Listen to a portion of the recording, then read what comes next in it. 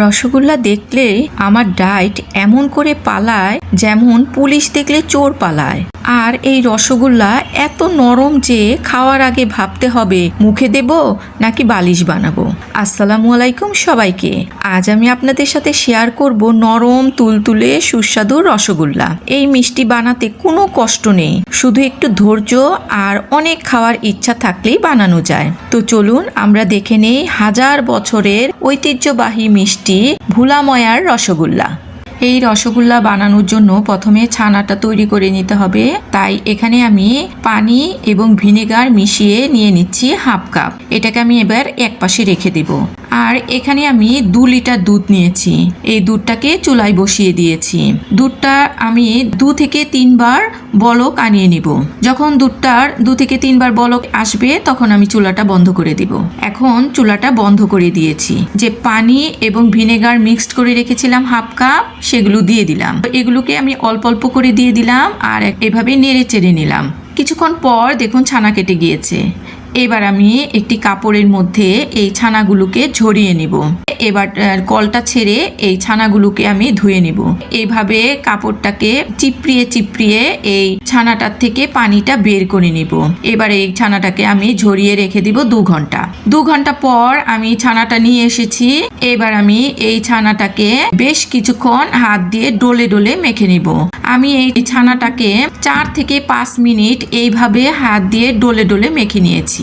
এরপর এই ছানাটার মধ্যে আমি 1.5 চা চামচ ময়দা, 1 চা চামচ সুজি, হাফ চা চামচ বেকিং পাউডার, 1 চা চামচ চিনি এবং হাফ চা চামচ এলাচি গুঁড়ো দিয়ে দিলাম। দিয়ে একটু মেখে নিলাম। তারপর হাতে একটু পানি নিয়ে এগুলোর মধ্যে দিয়ে এটাকে একটু মেখে নিলাম। এরপর এই ছানাটার সঙ্গে সবগুলো উপকরণ ভালো করে মেখে নিলাম। এইভাবে আমি হাত দিয়ে ডলে ডলে এই ছানাটাকে বেশ কিছুক্ষণ মেখে নেব। আমি এই ছানাটাকে আবারও 3 থেকে 4 মিনিট খুব ভালো করে মেখে নিয়েছি, যাতে করে শুকনা উপকরণগুলো একদম এটার সাথে মিশে যায়। এরপর এখানে আমি 1 চা চামচ ঘি দিয়ে দিলাম। ঘিটা দিয়ে আবারও এটাকে মেখে নিলাম। এখন ছানাটা একদম নরম সফট হয়ে গিয়েছে। মিষ্টি বানানোর সবচেয়ে ইম্পর্টেন্ট হচ্ছে ছানা মাখা।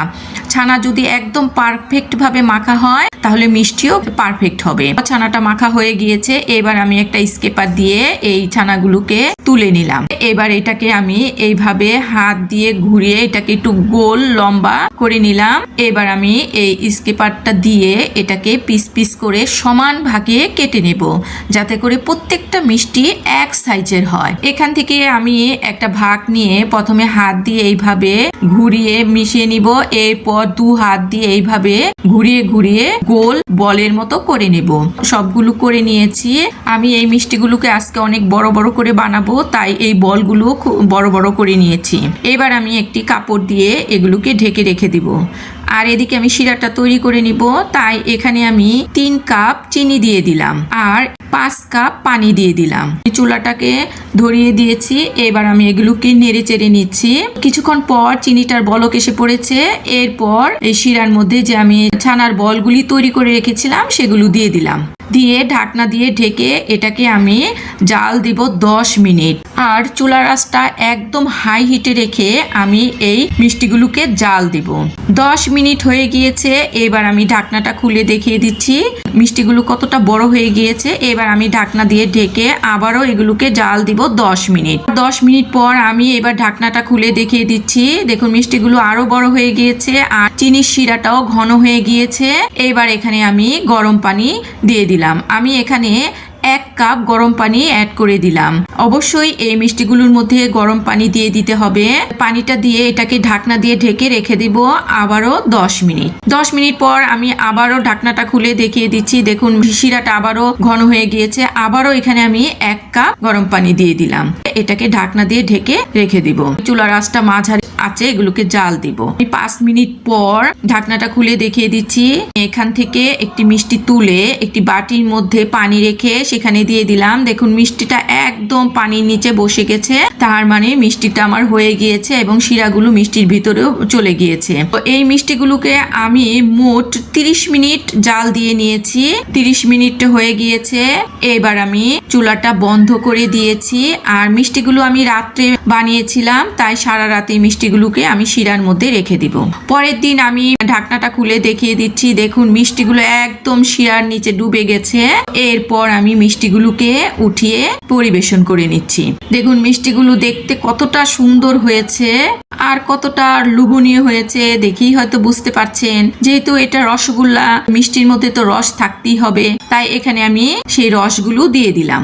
এখান থেকে আমি একটি মিষ্টি নিয়ে ভেঙে দেখিয়ে দিচ্ছি। দেখুন ভেতরটা কতটা রসালো হয়েছে আর কতটা স্পঞ্জি হয়েছে দেখেই হয়তো আপনারা বুঝতে পারছেন। এই ছিল আজকে আমার রসগোল্লার রেসিপি। আশা করি আপনাদের ভালো লেগেছে। এই রসগোল্লা যদি ভালো লাগে তাহলে লাইক ও সাবস্ক্রাইব করতে ভুলবেন না। পরের ভিডিওতে আবার নতুন মজার রেসিপি নিয়ে আসব।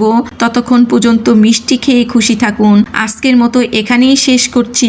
মনে রাখবেন, জীবন যতই টেনশন হোক, একটু মিষ্টি সব ঠিক করে দেয়। তাই সবাই ভালো থাকবেন, সুস্থ থাকবেন। দেখা হবে আবার নতুন কোনো রেসিপি নিয়ে। আল্লাহ হাফেজ।